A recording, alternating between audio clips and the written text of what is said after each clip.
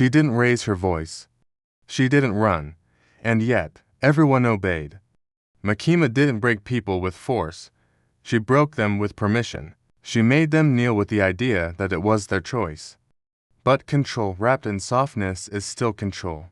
And Chainsaw Man showed us, the most dangerous leash is the one you beg to wear. Makima never needed to shout. Her strength was in how quiet she was, how calm, how certain. She didn't force submission. She made it look like love. And that's what made her terrifying. Because Makima didn't break people with violence. She broke them by offering the thing they wanted most. Recognition, purpose, belonging. And once they took it, she owned them. To power, she was the ideal sister. To Aki, she was justice. To Denji, she was everything he never had. Warmth, attention, affection, but none of it was real. Makima crafted roles for people, not relationships. She gave you a script, let you feel safe in it, then rewrote the ending when you least expected it. Her smile was never kindness, it was control in disguise. Because when someone gives you meaning, they can take it away, and she always did. Makima's power wasn't just physical, it was psychological. She didn't dominate bodies, she dominated minds. She trained people to love their leash. She made devotion feel like independence. She turned submission into a reward. This is how systems work. They don't just punish resistance. They reward obedience. So well that you forget you're even trapped. Makima was terrifying not because she hurt people, but because people wanted her to. She created a reality where abuse looked like affection, where control felt like care. And the scariest part, even when they knew, they stayed. Because the illusion felt better than the truth. That's why Makima broke them all.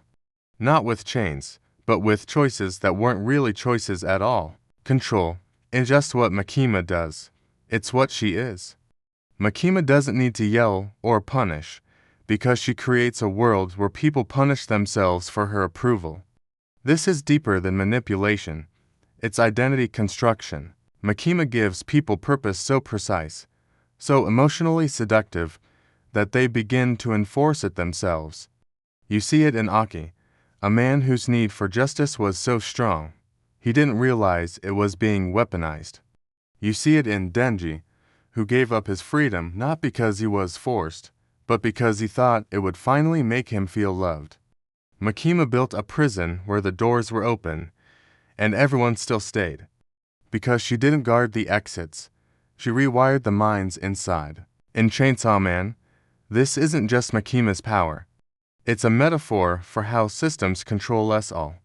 Systems that give us just enough affection, recognition, and reward to keep us obedient. Systems that dress control in comfort and call it protection. Systems that teach us to ask for the leash ourselves. Makima represents a truth many people don't want to face.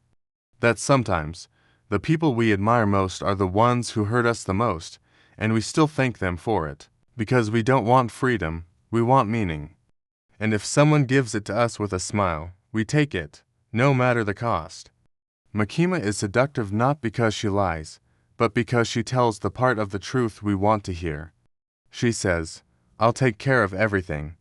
And we believe her, because we're tired.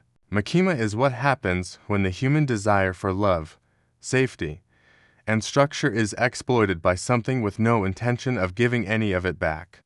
She is calm, she is soft, and she is a monster built from everything people think they need. Chainsaw Man didn't just give us a villain, it gave us a mirror. Makima reflects the systems we live under, the ones we call jobs, families, governments, even relationships.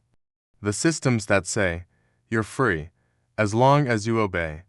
And the brilliance of Makima is that she never forces this. She just offers it, in the exact language people have been trained to crave. Chainsaw Man didn't show us someone evil. It showed us something familiar. A truth we live with daily, but pretend not to see. Makima is the control you mistake for care, the leash you think you asked for, and the system that never had to raise its voice because you already silenced yourself. Makima didn't just manipulate, She revealed what people are willing to give up when love is offered like a command. She is the perfect villain for a generation that's exhausted, lonely, and desperate to feel chosen, even if it means surrender. So ask yourself, what leash would you gladly wear as long as it felt like love? This was Mind of Anime. If this made you feel something, subscribe. Because next time, we go deeper.